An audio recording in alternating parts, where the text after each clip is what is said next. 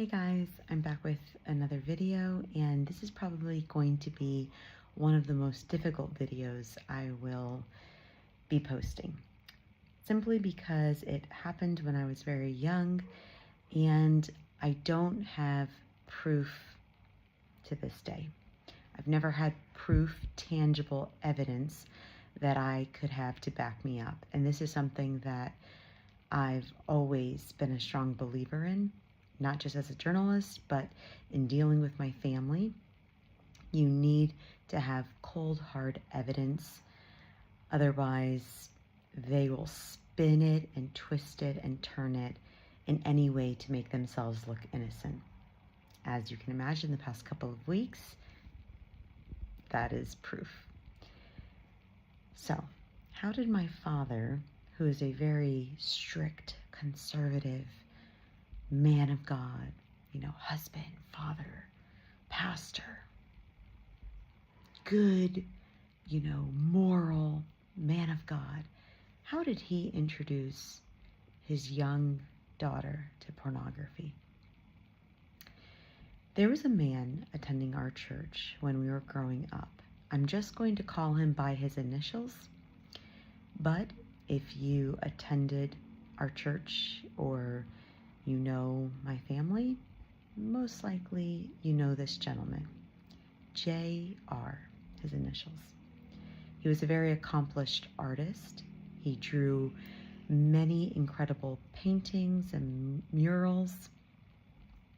That should be enough information for anybody who knew my parents or their church to identify him. But he also had some mental health illnesses and challenges. And so it seemed to be a off and on battle with this. This gentleman, JR, taught at the Christian school that my siblings, my sisters specifically, my sisters and I attended. He taught Sunday school, junior church. Actually, I think specifically Sunday school. It was broken up in different categories, but I don't want to misspeak. We are going back 30 years, so I'm trying to remember correctly. He taught Sunday school at my dad's church, us children included.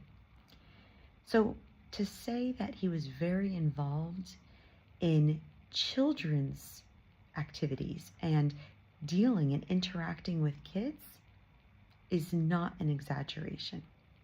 We were alone with him at times. We were taught by him, both at the Christian school we attended and at church, my dad's church. When I was young, as any child would be, I was very curious. I still am. Maybe that's why I became a journalist. I always wanted to know the answers to everything. I always questioned everything. I always wanted to know the why and the hows and what ifs and everything. And so, as a curious child, I would explore. And I found in my parents' bedroom that my dad was keeping pornographic drawings of my older sister that were drawn by this man in his bedside table. Why my dad would keep pornographic drawings that this disturbed man would draw of his own daughter, so accessible to really anybody. It wasn't even hidden that well. You just open the bedside table drawer or covering. I'm not sure if it was a lid exactly, but it was right there, pretty easily accessible. Was he holding on to it to use against the man one day? Did he ever go to the police? To this day, I have no idea. I never confronted my dad. I never asked him about it. But my dad kept pornographic drawings of my sister. This man would fantasize about her, write very graphic descriptions of her. It was pretty much disturbing.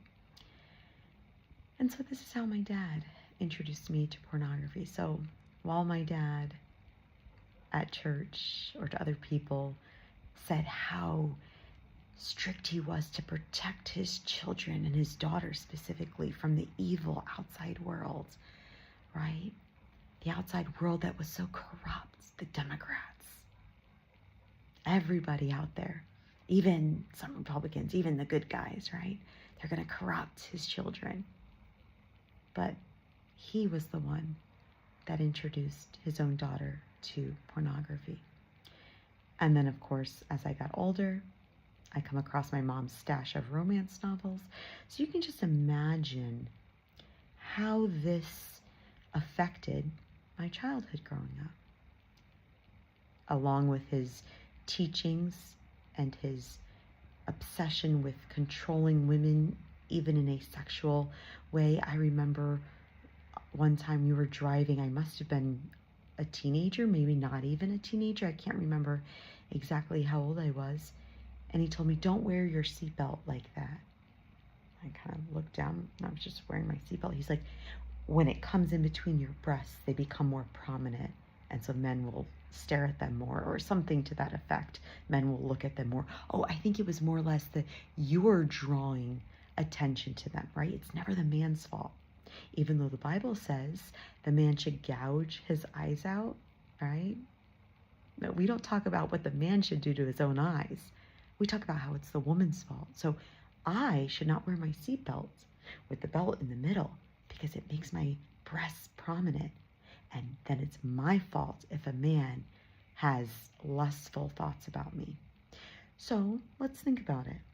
It's my older sister, underage at that time. It's her fault then that this disturbed man wrote these pornographic descriptions of her in dreams and was fantasizing about her and drawing these pornographic pictures of her. It's her fault, right? She must have led him on, in the skirt and dress that went down to the floor with the head coverings.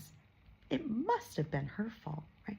This is the irrational logic, or I should say illogical thinking, that is so prevalent in independent fundamental Baptist churches specifically. They have such a need for control that they themselves are the perverts. Anyways, I don't have much else to say about in this video. I am going to be posting other videos that are going to be exposing some secrets, because you know what I realized? I don't need to write a book. I'll just come on YouTube and post some videos. I'm still writing a book, but I think I'm transitioning into a different direction with the book.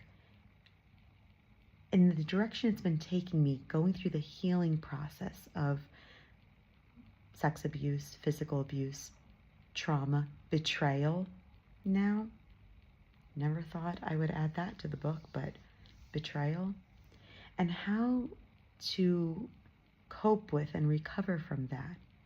But until then, I'm going to be dropping some videos and doing my little part in exposing as much wickedness and evil, not just within my family, but within this whole dynamic of the independent fundamental Baptist movement. But judgment must begin at the house of God, and we're going to start with my own family.